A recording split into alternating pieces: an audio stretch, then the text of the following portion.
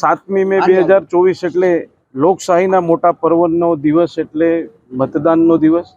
ત્યારે આ દેશની જનતા અને ખાસ ગુજરાતના ચૂંટણીમાં અત્યારે લોકોનો ખૂબ ઉત્સાહ જોવા મળી રહ્યો છે. ખૂબ વધારેમાં વધારે મતદાન થાય એવું આ વિસ્તારના લોકો અને ગુજરાતની જનતાએ નક્કી કરી લીધું છે.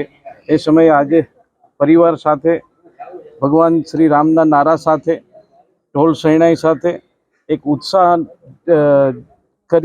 ઉત્સાહ અને તહેવાર હોય એવી રીતે આજે મતદાન કરવામાં આવ્યું. પરિવાર સાથે મતદાન કરી અને આ દેશની લોકશાહીમાં અમે પણ સહભાગી થયા.